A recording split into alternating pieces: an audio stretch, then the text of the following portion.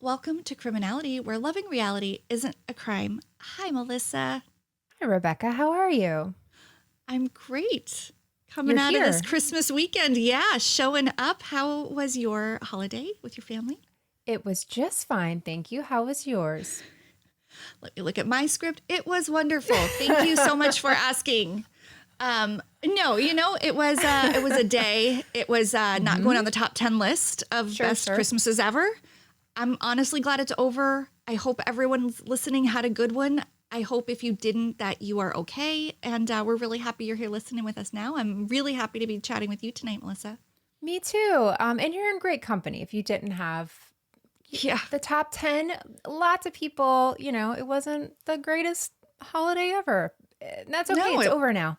It's at the tail end of not the greatest year ever. So I don't know what anyone was expecting. Sure. Do you remember the show on VH1 Best Week Ever? They had for years and years. I loved it so much. You notice they don't do that anymore because no one is saying that. Best Week Ever. Well, yeah, there is no content for that show. It's like it's not possible anymore. So, well, I'm excited because tonight's story, and this will be coming out right before New Year's Eve, and this isn't a New Year's Eve story, but there's a lot of celebrities in it, and it's a star-studded, fun, but full of craziness story. So let's just get right into it. What do you say? And I think you're very ready. And a reminder to anybody, we are also on YouTube. You can watch these episodes, and you should, because if you'll recall, my clues from last episode were fashion, fraud, and energy drinks. And Melissa just brought it with the Zoom background with a fridge full of, is it? I don't remember what it's called. This guy it is looks the like CEO of it, but it's from a show. It looks like bong or bang, and I didn't want to say either, but I don't know. Bing bong bang, I believe, is the correct answer. I'm sure after you drink it, it is like a big bong bang. Right. But yeah, fashion, fraud, and energy drinks. Love it. Maybe those are the trifecta or the triple threat, or in the spirit of the holidays, could it be the trinity of reality TV ingredients? Wait, Trinity like Dexter, the Dexter Trinity killer? Didn't think that one through. That could be it. Best season. For Dexter listeners, they're going to love that. Still on my short list of things to watch that I haven't. So Never mind. I appreciate it, but not obviously in the same way. Okay, today's story centers around a woman, an incredible woman, a very successful woman, Melissa. Her resume actually sounds a lot like yours and mine. She is an international supermodel, a business mogul, fashion designer, creative director, TV personality, and perhaps most impressively, mother of 5. I mean, check. Just check the boxes. I mean, I know. It's like, who's not all of those things? Right. But you know what they say, behind every successful woman is a string of men threatening to take her down, take her kids, and tarnish her reputation. But I'm getting way ahead of myself. Let's first just say hello to Ms. Kimora Lee. Yay. I would have said Simmons. I know. I have to stop head. myself from saying Simmons, and we will go through her names, her last names, the marriages, the relationships. We're going to get to all of it. But yeah, we're talking about Kimora. Sounds like you know her. Yeah, I've watched some of her show years ago. Yeah, I wouldn't say I kept up with it as much of other ones, but I'm aware of her. I know her. Okay, cool. Well, you're going to know her a lot better, probably by the end of today's episode. So as you stated, she's probably best known as Kimora Lee Simmons. I mean, it just rolls off the tongue. It does. Because, of course, she was married to the hip-hop mogul Russel Simmons. But that marriage, it's over. And she has a new marriage and a new last name. As of this story, she is Kimora Lee Leissner. More on both of those men later. But first, I really want to, settle in on Kimora a little bit, because her life, even before we got to know her on reality TV, truly remarkable. So she was born Kimora Lee Perkins in 1975 in the Midwest, St. Louis, Missouri. Her mom was Japanese, her dad is Black, and obviously Kimora is mixed race, coming of age in the 1980s in the Midwest. And if that sounds hard, it was, according to every interview she's ever given. By age 10, this makes it even more difficult. She was 5 feet 10 inches. Now, you're tall. Were you that tall at 10? At 10? No. I was probably 13 or so, but always the tallest, but not 5'10". Wow. Always the tallest for a girl is really hard. I've had friends in that same situation. 10 years old is like 4th grade. Ooh, so you're yeah, like yeah, an adult, like the tallest adult kids know, you're that tall. Like, that's crazy. Yeah. So she was bullied by her peers for both her size and her looks, which stood out in this predominantly white community she grew up in. Now, she does say there were Black kids in her school, but because she was mixed, she never felt like she quite fit in with them. And there were no Asians, so she really didn't fit in anywhere. So her mom saw something in her, though, and she saw something special in both her personality and her looks and felt that she just needed a confidence boost. So she signed her up for modeling classes at age 11. And by 12, she was booking jobs all over St. Louis and was getting, professional local print and in-person modeling jobs. But she went from a Midwest mall model to international supermodel practically overnight, because she was discovered by none other than Karl Lagerfeld, lead designer for House of Chanel, at age 13. Whoa. I know. So huge for a number of reasons, her age, but also her look. This was a departure from Lagerfeld's previous faces of Chanel, and he is quoted as saying that when he saw her, quote, "I saw the face of the 21st century." Whoa. Which kind of gave me chills. And he is obviously a visionary, and he's right. I mean, we see more ethnically diverse models now and more varying body types. But in the 90s, it was very much like the Kate Moss waif era. Mm-hmm. So to go in a different direction was bold and newsworthy. But she was also just 13. So that alone was crazy. She was the final model in his Paris bridal show, which is his sort of like iconic signature spring show every year. And the model that gets to walk last is always kind of like the one making this big debut and is always the one that like holds hands at the end with the designer. Right. And it was her. She wore a bridal gown in that show. She was 13 years old. And nobody thought that was, I don't know what people thought. Hearing you say it, I'm thinking like, that just doesn't, she doesn't look 13. She looks like a very young adult woman. She doesn't look like I looked at 13. Right. Really, the cops would have come like that. It was just like a baby. But it's weird, right? It's weird. So marriages and weddings would actually be a big part of Kimora's future, but not just yet.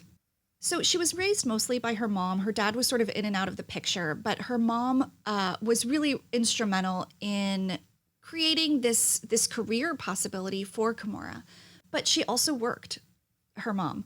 So Kimora would travel to Paris for these shows by herself, and eventually she was making enough money and booking enough jobs on her own that she got her own apartment there. So she would fly to Paris, do a bunch of shows, make a ton of money, fly home, and go to high school in Missouri. So that's wild, right? And she talks about it, no curfew, parties, work, and then coming home and having geometry and a curfew. But coming home to Missouri too, because you hear the Hadid girls and stuff like that. They're coming home to LA, that's other people's lifestyle. But coming home to Missouri, right, into a classroom where your peers may or may not understand what you're doing. Ooh, and I'm sure that doesn't help with the being accepted whatsoever. I do not think it helps. Kimora's life has not been without some drama, legal, criminal, and otherwise. But honestly, considering the fact that she was essentially a child working in the fashion industry since age 13, her story could have been a lot more drastic. Yeah. And she's not even responsible for the crime and drama in today's story, I'd like to add. So all things considered, I think she's doing very, very well. An interesting thing to note is that Kimora was mature for her age. She had to be, I think. Right. She was thrust into a very adult world very early, and she became aware of older men and what they wanted from her at an early age and an early stage in her career. I sent you a clip, and if you would like to play that now, this was a local interview Kimora did with a reporter in her hometown her sophomore year of high school. But Kimora says that she's been able to steer clear of older men who can be considered model groupies. They don't know how old I am when they approach me. I'm not a 19-year-old, 21-year-old person.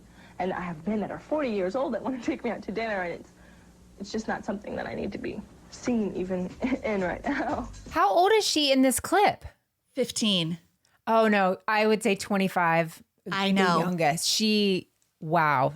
The way she looks, the way she speaks, right? She looks older. But a lot changed between that interview and her 17th birthday when she met a very famous, well-connected man who started pursuing her. I'm not saying he was a model groupie like that anchor did, but Russel Simmons saw her at a fashion show and it was game over for him. He sent her a flower arrangement to her dressing room during New York Fashion Week that was so heavy it took 2 men to carry and deliver it. And Kimora was impressed. I mean, she felt like she was being wooed, and she showed the flowers to her bestie, also a model, 2 years her senior. You might know her, Tyra Banks. Heard of her. Yeah.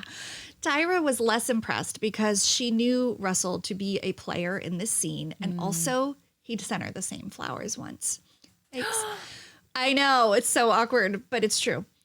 Fun Tyra Kimora crossover that would eventually happen would be on America's Next Top Model when Kimora would be a judge on season 1 of that show. So that's fun that they kind of work together in that other capacity later, but their history goes way, way back to their literal teens. So Kimora did not heed Tyra's advice, and the two started dating, Russell and Kimora, when she was 18, on the record anyway. Many people thought it happened sooner, but officially she was 18. And as for Russell's age at the time, he was 35. Probably don't need to give a bio on Russel Simmons, but for anyone not aware, he is a fixture, an icon, a legend in the music industry. He formed the band Run DMC in 1983, which included his brother, Joseph Simmons, aka the Run of Run DMC, and Rev Run of the reality show Run's House, which I love. Did you watch it? It was great. Yes. Run's House. It's a good one. Like, to me, I'm like, that's a good one. Yeah, it was like wholesome family. I enjoyed it. Yeah, it's like, give me all the like over the top wealth, but like if you're decent and funny, and I don't know, it just makes it even more enjoyable. So here's a little a weird picture of Russell and Kimora. I realized in the pictures I have of Kimora and her man, whichever one it is we're talking about, the man is always directly behind me, making it hard to see for anyone watching. And I decided that's okay. Yeah, I was going to say that's fine. It's fine with you, right? Yeah. Right. So we've got Russel Simmons, and their relationship was tumultuous, on again, off again, according to most people. But the people who really knew them said Kimora made Russell want to be better. I don't know if you know this, but even now he's vegan and he's really into yoga. He's like a super healthy kind of spiritual person. That all started when he was trying to get Kimora to be with him forever. Like it was his way of showing her like he wanted to be better and he was going to prove it. This clean living, all of it. He credits Kimora for it. So the two did eventually get married in 1998 in a small civil ceremony. It was officiated by his brother, Rev Run, Joseph Simmons. And they welcomed their first daughter, Ming Lee Simmons, in the year 2000, and then another little girl, Aoki Lee Simmons, in 2002. That them being 21 and 19 is blowing my mind. Like I'm thinking of them just little girls. Adorable. I know. They were in the first picture. I mean, could not be cuter. Right. Yeah, they're adults now. It's crazy. So Russell and Kimora were best friends, husband and wife, and business partners. In addition to Def Jam Records, Russell was also the founder and president of a fashion company called Fat Fashions, which included the successful brand Fat Farm. Of course, we're talking PHAT, making it super cool and something I never wore. I don't know if you Pretty did. hot and tempting. You think anyone was going to buy me something fat? No, nothing about me. You can go to the mall yourself and get yourself some baby fat. Even as an adult, I was like, this is not, they don't want me wearing their clothes. That's exactly how I felt. But I have maybe a caveat to that I'll share at the end. When they got married, Russell created a parallel line called Baby Fat for Kimora to run, and run it she did. She was the president and creative director of Baby Fat, and the company saw new success under her leadership. She just tapped in to a whole new market. I mean, obviously women, and then she expanded to children.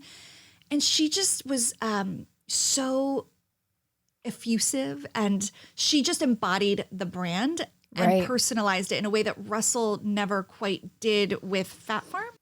Yeah. Well, and I will say I know her as Fat Farm more than I know him. Like Same. when you Baby said fat him, it Kimora. didn't. Yes. Yep.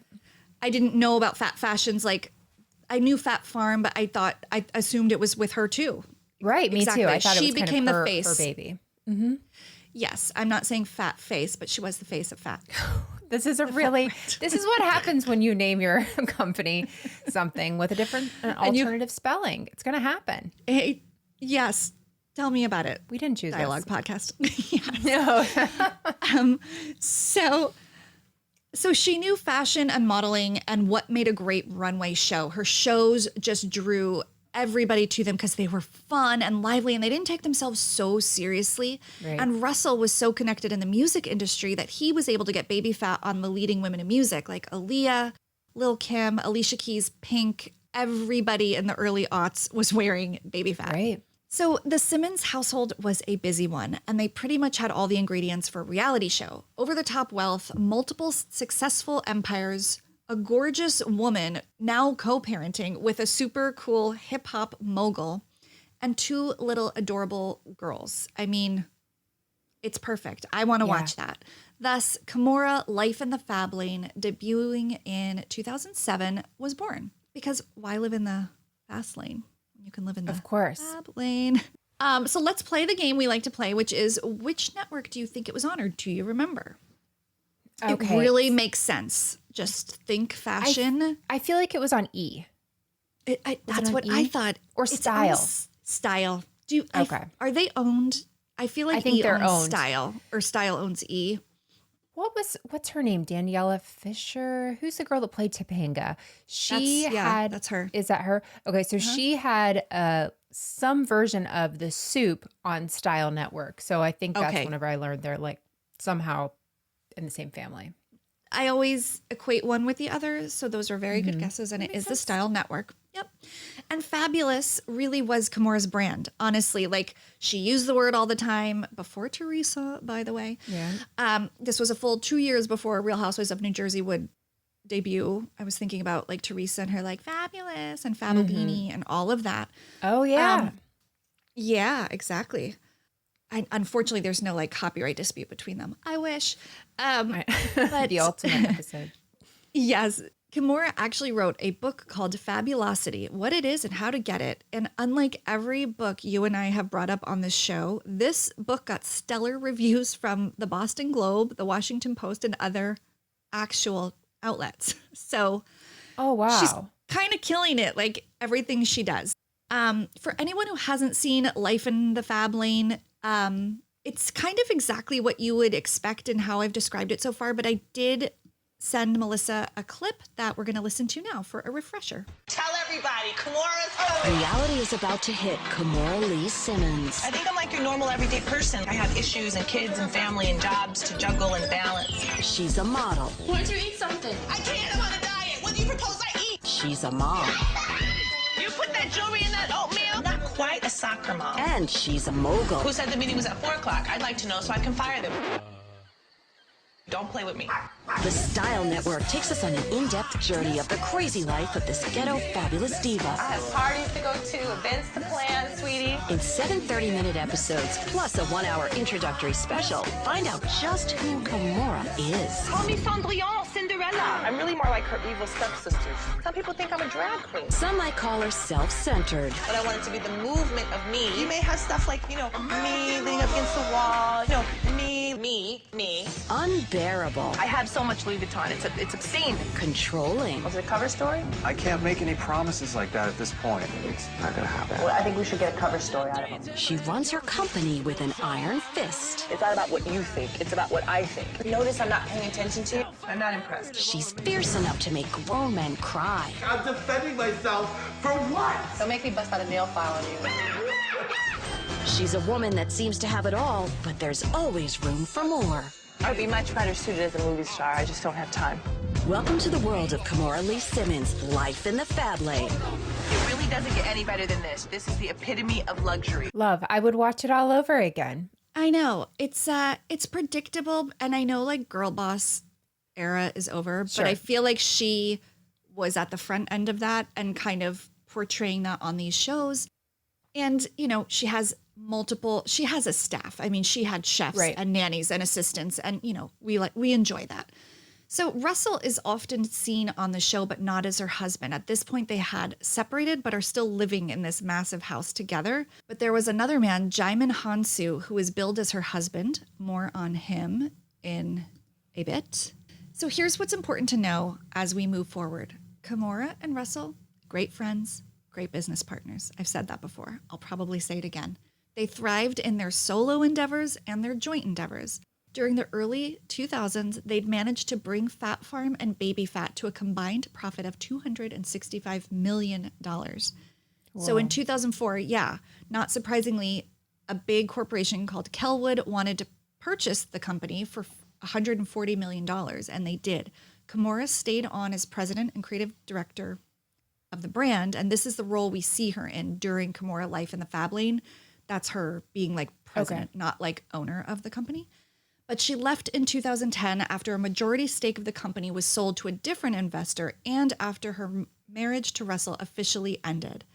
In 2008, Kimora filed for divorce, but this was after a 3-year separation, during which they were still living together but not in a relationship. So it worked for them. I don't know how. The house is very big, so I guess they just made it work. But they lived and co-parented and were best friends, but were fully in relationships with other people, just not divorced until 2008. Most people assumed Russell had a wandering eye and had cheated on her, but he insists it wasn't the case and that Kimora was really strict. And it was only after the divorce that her foot was finally off his neck. Okay. Both were also emphatic about remaining best friends and co-parents. In fact, Russell paid Kimora a healthy $40,000 a month in child support. I would love to be the child of $40,000 of support. Can you imagine? I'm just like, you could the life I would be living. I know. Set up to be hitting all those check marks on Kimora's resume. I know. I mean, I'm already there. I'm just other people. I'm saying, part. imagine. Sure. Exactly. Okay, so they remained friends, co-parents, as I mentioned, and also business partners in past ventures and new ones. This will be really important later. Russell's official quote on their split: Kimora and I will remain committed parents, caring friends with great love and admiration for each other. We will also continue to work side by side on a daily basis as partners in all our businesses. So far, smooth sailing. I mean, no lawsuits, no custody battles, no crimes. What is this episode even about, Melissa? Let's take a quick break and I'll tell you how it all fell apart. Okay, so remember at the top of the episode, I said there was a string of men in her life ruining everything Kimora had worked so hard for? Yes, I did. We're getting closer. Okay, we're getting closer to that part. So when Kimora and Russell were in the process of divorcing, she began dating Nigerian actor and model. Yeah, we can see that. Yeah, he is. Because the story doesn't have enough good-looking people in it already. Djimon Honsu.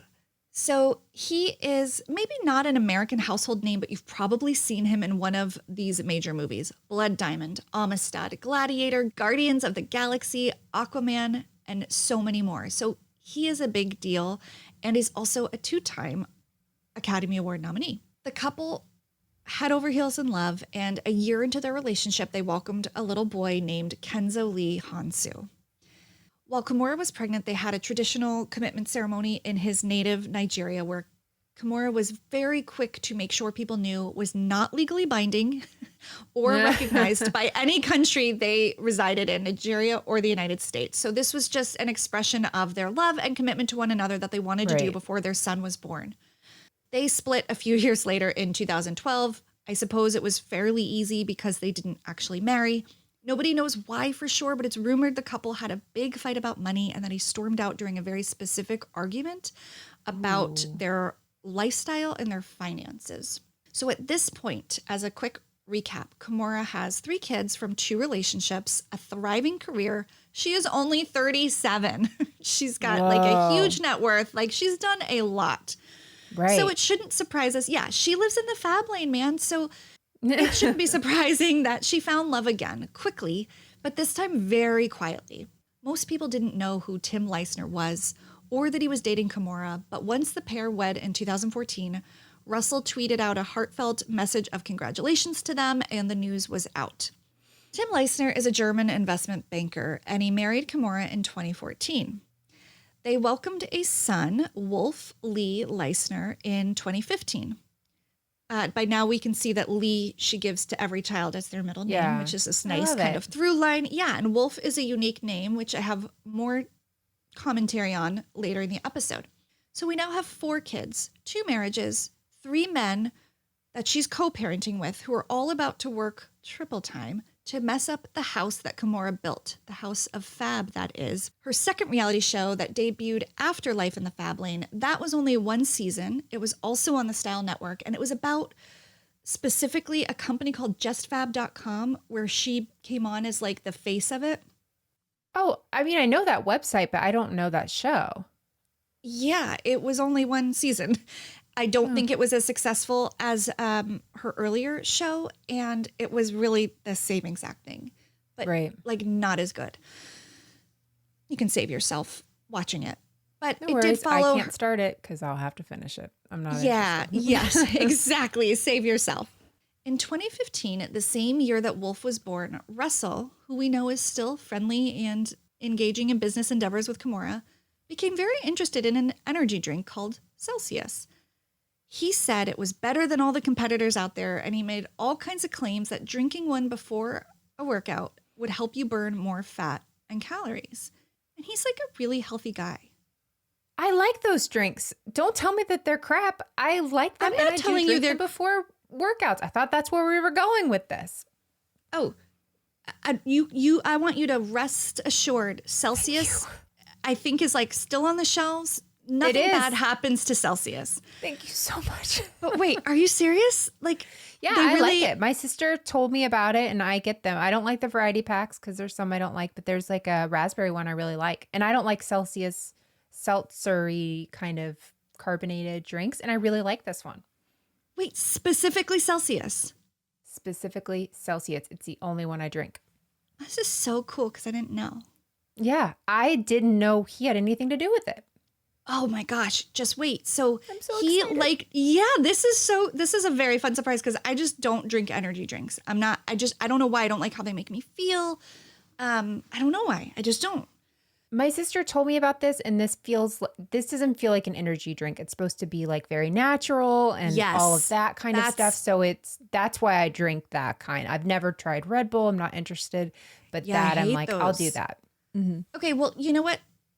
For this scenario, I'm going to believe Russell. He's saying some things later in the episode that we can decide about separately about believing him or not. But for this, maybe, it makes sense now because, like I said, he was a yoga person. Right. He's a vegan. Like, he is not into chemicals. And he said this one truly is different. Okay. So he invested a ton of money and he wanted to help the company scale. He felt like his celebrity profile could help the brand get to the next level. So he invited Kimora and her new husband in on the deal, and they accepted. Together, they invested $16 million into the company. I mean, a business deal with your ex and your current husband. What could go wrong? Right. Everything. Because a year later, Tim Leissner, Kimora's investment banker husband, was charged with very serious crimes. This is now why, if anyone listening does know Tim Leissner, this is why. I'm not very well read when it comes to like financial world crises. Sure. Wow, you should have seen me trying to get through these like Forbes articles. I think the smoke was coming out of my ears. Tim's role at the time was vice president of investment banking at the Asia office of Goldman Sachs. Super big deal. Right. One of the world's biggest financial institutions. And I said was. Why? Because he has since been barred from ever working in the industry of finance ever anywhere again. Why? How does that? I know. Okay. I know. I mean, the words were so severe. Everything I read was like, he is barred. Nowhere, not one bank, not one country globally, nowhere. This guy has like whatever the equivalent of a red letter is in banking, like he has that. And it's because he pled guilty to bribery and money laundering in what the BBC called one of the world's greatest financial scandals and what the U.S. Department of Justice called the largest kleptocracy case to date. Word of the day alert, kleptocracy. is a government. I know. I'm like, we've all heard of a kleptomaniac. I was just nodding like, sure, I know what that one means. Stealing, sure. So it's where the government's corrupt leaders use political power to appropriate the wealth of their nation, typically by embezzlement or misappropriation of government funds at the expense of the wider population. Melissa, I read every article I could find on this case. There are many. I read the whole Wikipedia entry. It was super long. I read it twice. And I can still barely understand what happened. I am going to do my very best to recap this. I really am not a fan of like saying you're dumb when you're not dumb. Right. I feel so dumb. And for people who work in finance, if you're listening, like, amazing. I just, hats off to you. Go you. Just go little rock it's star. So complex. Yes. I'm just so impressed. Okay. Goldman Sachs raised $6 billion for a development fund for the country of Malaysia. My sister lived there for a while. This is cool. You've got Another so many connections to this I know. story. This is making me so happy. Okay. That development fund was called 1MDB, and Tim Leissner was the banker managing the entire thing. Those funds were raised to help fund projects in Malaysia that would improve the lives of citizens, like infrastructure, electricity, things that they had that were not working well or didn't have at all. Right. $6 billion goes a long way. But Goldman Sachs started getting alerts about things that should not have been happening. There were debts against the money. Some of the funds they tracked and they were being transferred to the Malaysian Prime Minister's personal bank account. They were also showing up in real estate deals in the United States. So the U.S. Department of Justice and whoever handles this kind of thing over in Asia concurrently, like both, there were two investigations going on. I read more about the United States one because it dealt more with Goldman Sachs and Tim Leissner. There's so many players on the Asia side that I just couldn't, they're not in my story. Yeah. But they're there. They were involved because the money started coming through United States bank accounts. In addition to what I mentioned, where it started showing up, it was also, I find this so interesting, used to finance the film The Wolf of Wall Street. And what articles, I know it's so specific and random, but also not, because like the story is so connected to this. And Tim Leissner, all the articles are like, was he going rogue or did Goldman Sachs know? And so a lot of the articles were calling him like the lone wolf, like operating stealthy, like outside of the bank's jurisdiction. So we've got like the lone wolf, the Wolf of Wall Street, and they named their kid Wolf. And I'm sorry, I think there's something to it. Yeah. I was thinking Wolfgang. I met a kid out in the wild named Wolfgang, and I was so confused when I heard the mom call for Wolfgang. I almost chuckled. I just wasn't prepared for it. Right? I don't know that you would ever be prepared for it. But yeah, it's a big, statement. Bold name. It's a big, bold name. Like, I like Wolf. Wolf is like a little more like... Yeah. The It's kid was still, picking you his don't... nose. It wasn't... I mean, what was he raised in a barn? Like he wishes. Exactly. I do feel like there are probably kids in Brooklyn running around named Wolf right now. But, sure. So anyway, that's just a side note about wolves. So what happens basically is Goldman Sachs gets in a ton of trouble because they're the conduit. That's what I read, for all this money. It's moving through their bank, and they made $600 million in transaction fees. Whether they were aware of it or not, that money, they made money based on all the movement of the money. This is where I'm like, I don't understand how that works. Right. I don't think it matters. They say they had no idea, and that Tim Leissner was entirely operating, illegally, against their knowledge, outside of their knowledge. So lone wolf. Exactly. Like father, like son. I'm just kidding. The kid is adorable. I'm sure he's never done anything wrong in his life. They separate themselves from him. They fire him, and they have to set aside like so much money. I forgot what the number was. It was so much money to pay for legal fees to deal with this. So Tim decides to plead guilty to all the charges, and the bribery charge is like bribery of a foreign national. It's bad, and money laundering globally. And again, this wasn't just this wasn't like a Madoff thing where it was just rich people's money sitting in a bank that they didn't get. This was money that was supposed to go to building roads, turning lights on in schools, like really taking from the Malaysian people, which makes it all the worse. Yeah. So he agrees to, so he pleads guilty. He agrees to forfeit $43.7 million. I don't know what forfeiting that money means, if you literally pay it back or you don't take that profit that is owed you or that you would have had if you had stayed in some account or some dividends of some subsidiary. I don't not your know. money no mo. Yeah, exactly.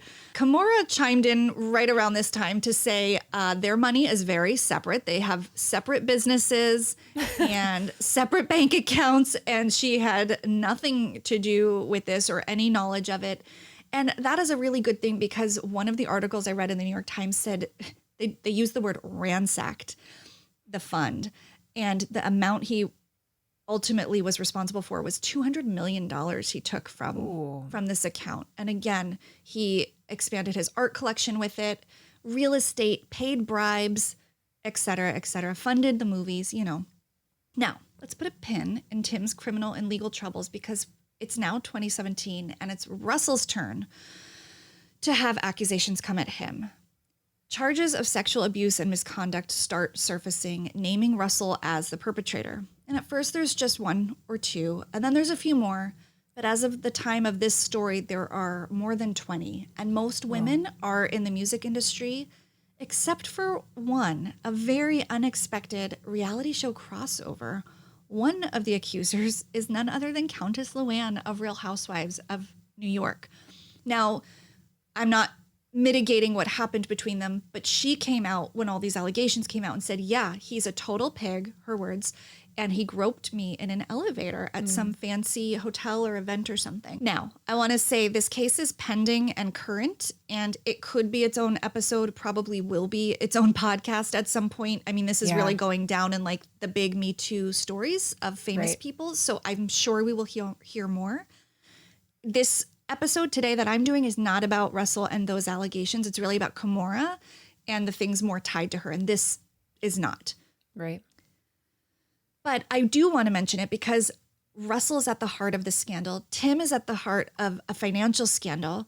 And while Tim took a deal, and at least we know he did it because he admitted he did it, Russell is vehemently denying the allegations. And people in the industry, from what I'm reading, are very split over whether or not to believe him. There seem to be two sides and camps, as there often are. Kimora's on-the-record response is pretty neutral.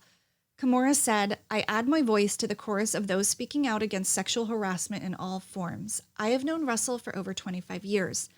We were close friends, then married, divorced, and have remained friends, co-parents, and partners throughout it all. These allegations against him are nothing like the person I have known in all that time.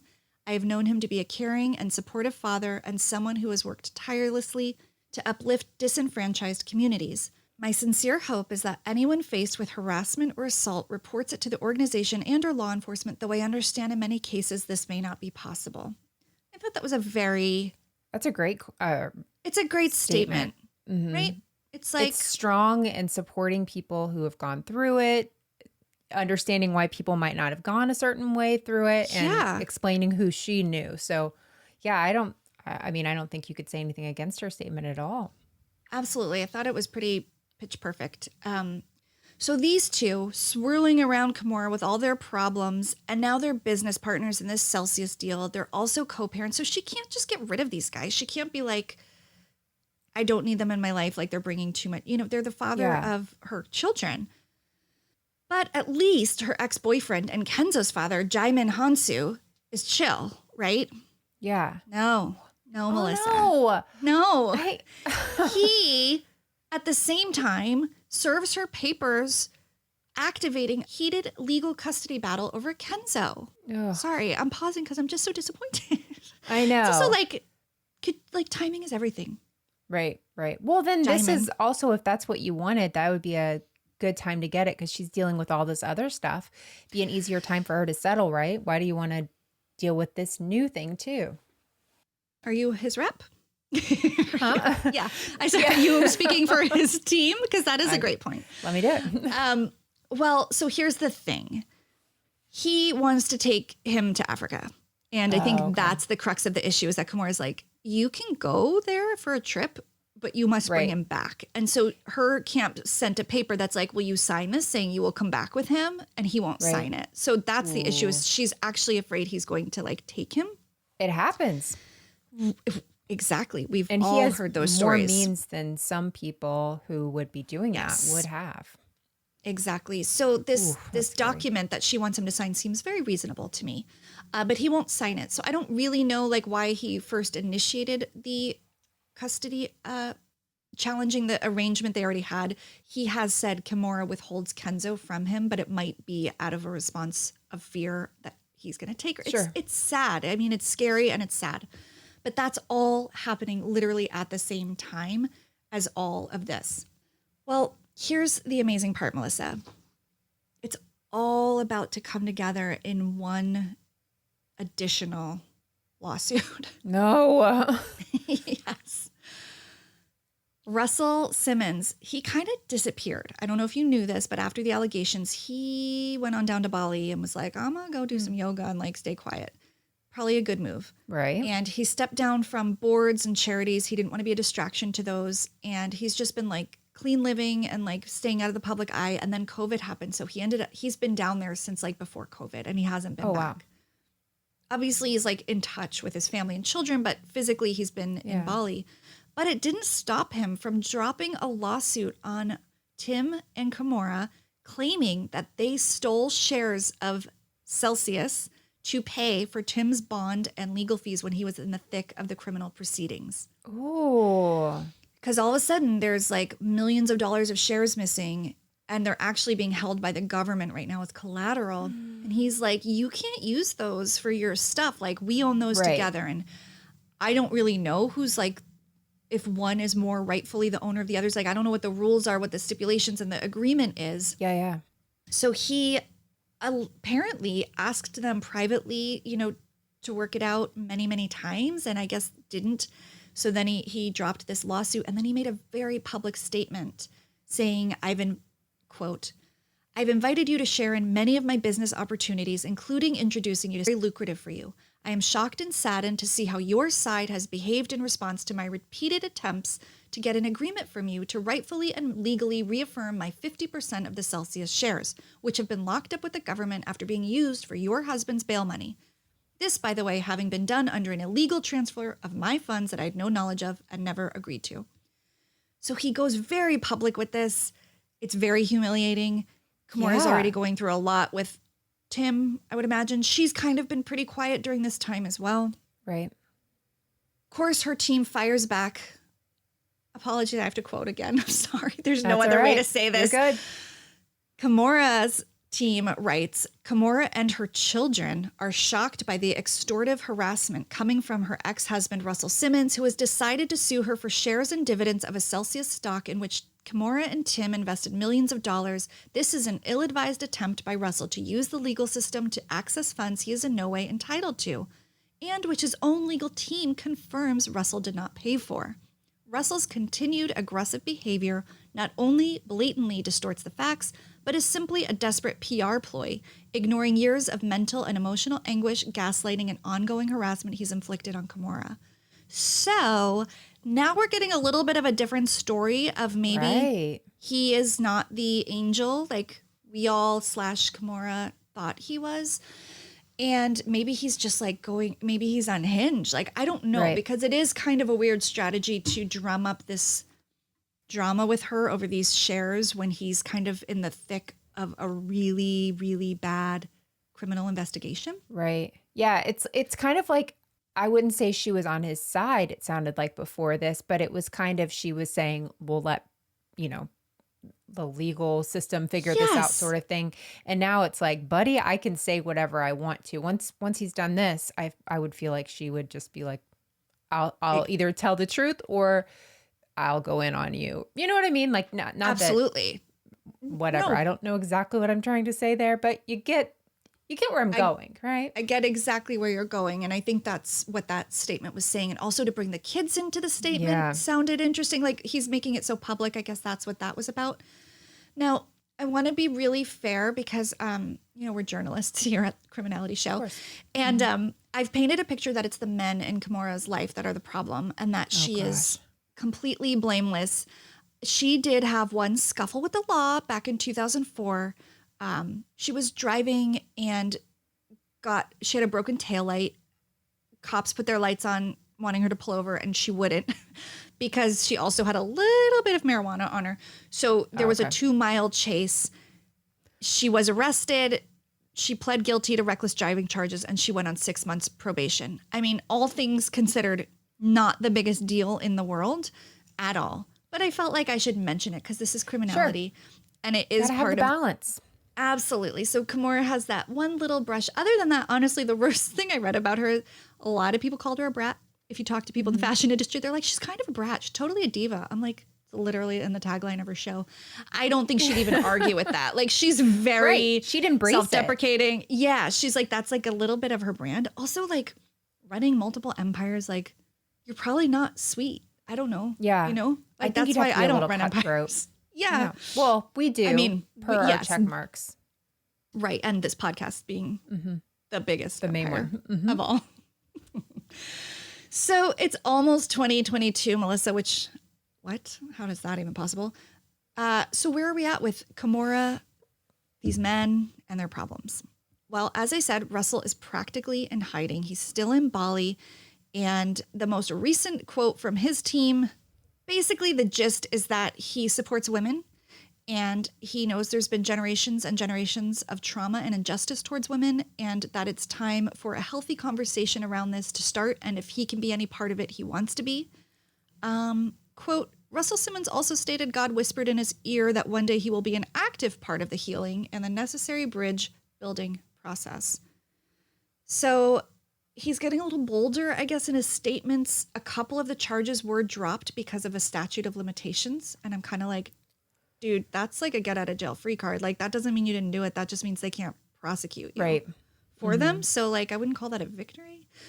But it really remains to be seen. I mean, Oprah dropped him from a film she was doing. There's a documentary coming out. Like, it's all going to come out. It's probably going to go the way of R. Kelly and Harvey Weinstein and all the others. But again, allegedly, we don't know yet. It's not played out in court. So that's Russell. And he's still very much, it's an active lawsuit regarding Celsius. Tim has pled guilty, as I mentioned. And during 2020, as if enough wasn't going on in their life, they adopted a 10-year-old boy named Gary.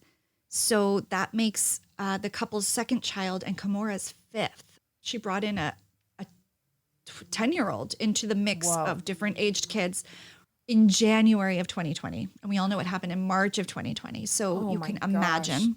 I know. I mean, good for her. That's amazing. Right? Older kids are not adopted. That's, that's amazing. These kids, like. She has such a beautiful family. Yes, it's incredible. So Djimon Honsu is still fighting for custody of Kenzo. And as for Kimora, she went back to college in 2017, completed her business degree, and went in 2018. So she gets this degree. She goes back to the company that bought all the bigger share of Fat Fashions, and she bought it back. She is now, again, the owner and CEO of Fat Fashions and Baby Fat. And she's relaunching the brand. And remember, you were like, I can't believe Aoki and Ming are like 21 and 18. She's enlisted them to help with the relaunch. They're like running it with her. And one of them goes to Harvard and the other, I don't know what she does, but like they're super brilliant young women. And they're part of the campaign. Like this picture behind me is the three of them in the 2021 shoot for Baby Fat. That's wild. Are they wearing... They have tiny little cell phones, don't they? Are they mocking us, Rebecca? They're mocking us. They're both mocking us and like hearkening back to, I think, the heyday of Baby Fat in the early aughts when the flip phones. And she did a partnership with like a pink phone. I don't know if it was with Bloomingdale's and Motorola or something. It was studded and it had the cat on it. I think it's like that. Okay. The 90s are back, baby. Ugh. I mean, just look at their hair. Look at her bangs, the little pieces. Remember, I tried to do it the other day, like Chriselle on the YouTube, and I watched the YouTube back, and I'm like, Rebecca, note to self, you are not Chriselle. You need not do your hair like anyone on Selling Sunset. Okay. As for the lawsuit about Celsius, it's still active, and her team put out a news statement. This one, so it's been like a ping pong, like one for Kimora, one for Russell.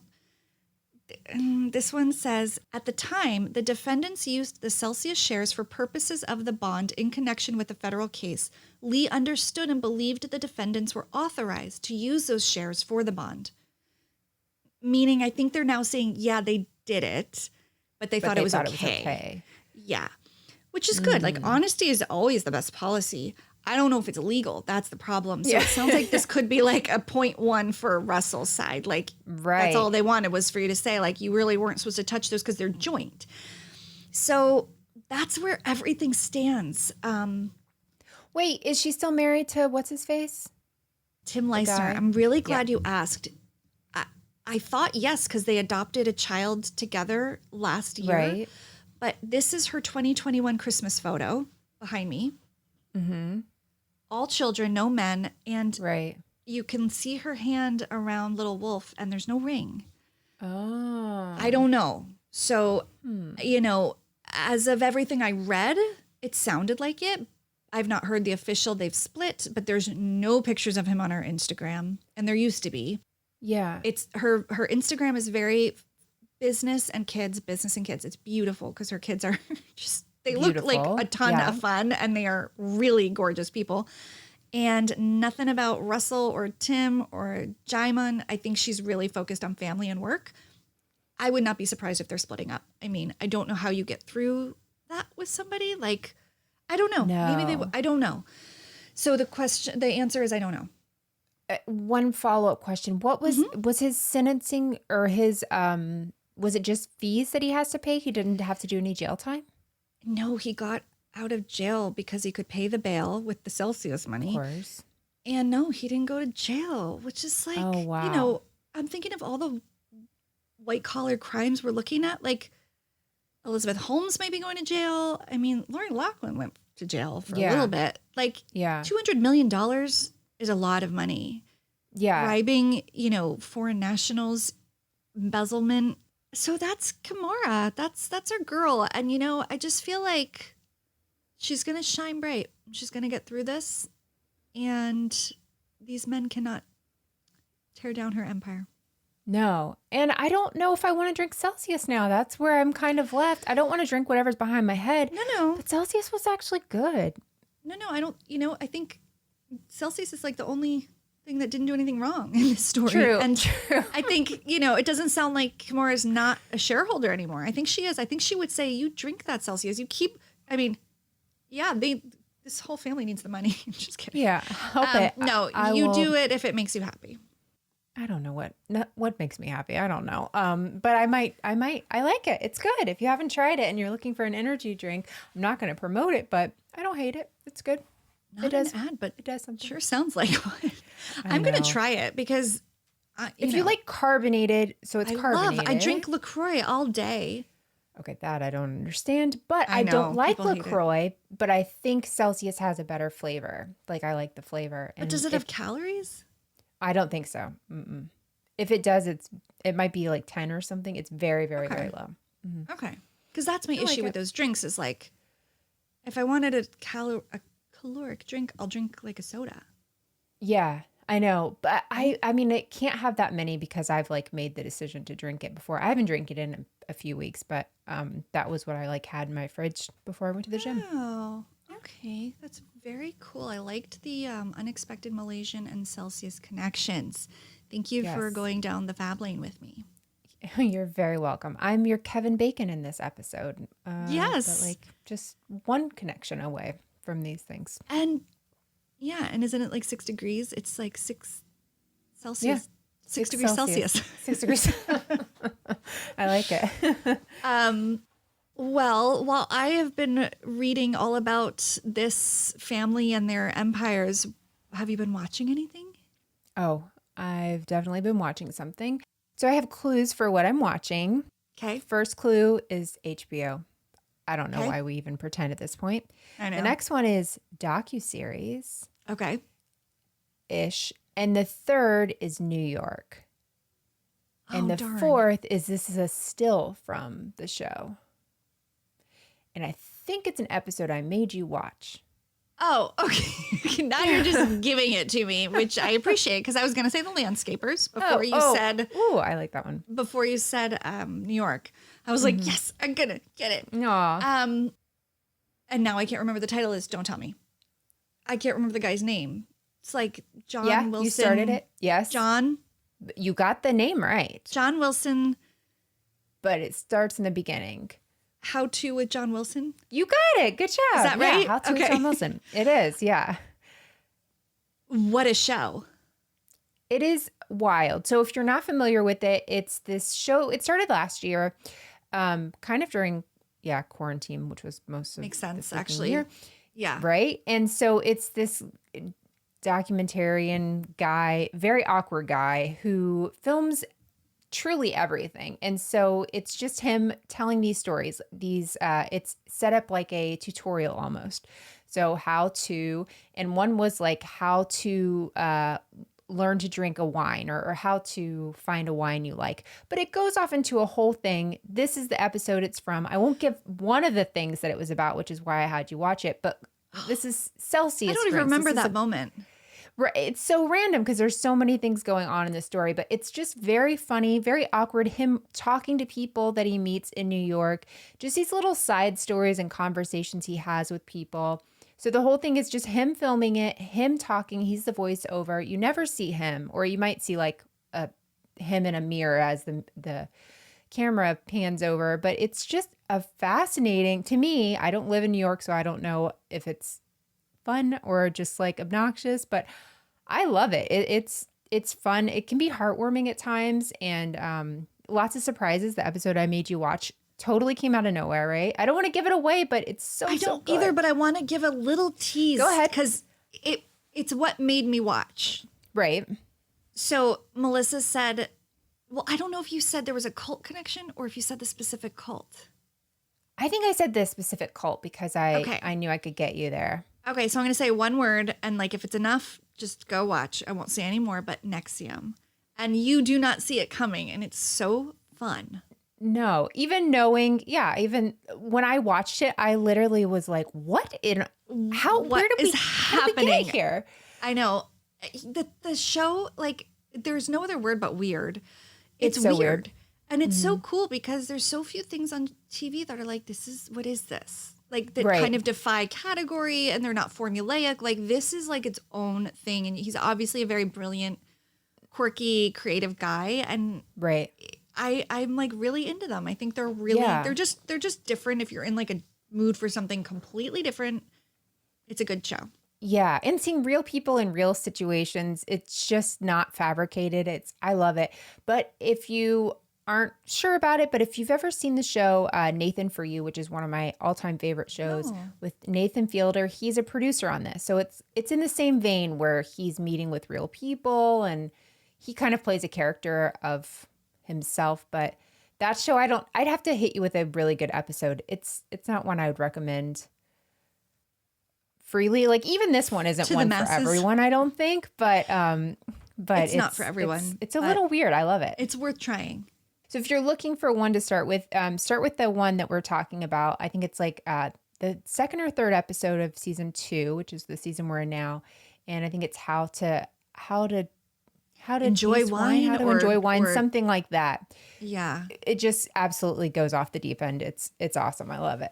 It really is. And most shows about New York, the way New York is portrayed, there's just like the certain like B-roll and glamour shots of New York you expect. And his are so like urban and real and not filtered and weird points of view. And like, it feels like the New York I live in, and he's in every borough, and I love it. I love it. Oh, good. That's fun. Okay. So mine is a film, a movie, Netflix, Sandra Bullock. Is it new? Mm-hmm. Prison. I don't have any clue unless it's that Looking Up something movie, but I can't even remember what that's called. It's The Unforgivable. I was going to say The Unforgiven, but it's The Unforgivable. Yeah. It's really good. I'm going to read the blurb because I suck at describing these things. You have to do that now.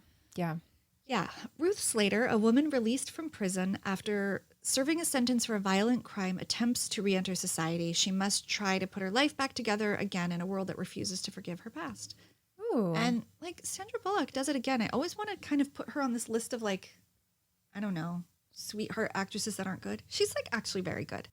And she's very good in this. And it's a very surprise ending. Did not see where it was going. And it kind of goes back and forth in time to where you think you know the crime that got her there, but then it ends up that like you do not know the crime that got her there. Ooh. And my husband and I both enjoyed it. So that's always like a rare, list of things. Yeah. It's a short list. So Right. yeah, it was a good one. Oh, interesting. I haven't even heard of it. I did not know it existed. I guarantee it'll be popping up on my Netflix tonight. It will. But When did it come out? interesting. It's like really recent. Is anyone else in it that I would know? Yeah, actually, well, maybe. They're not. Okay, so Viola Davis. Yes. I didn't know these three people, but Vince D'Onofrio, who I love. He's like a me New York actor too. from Law and Order, the CI. Yeah. Yes.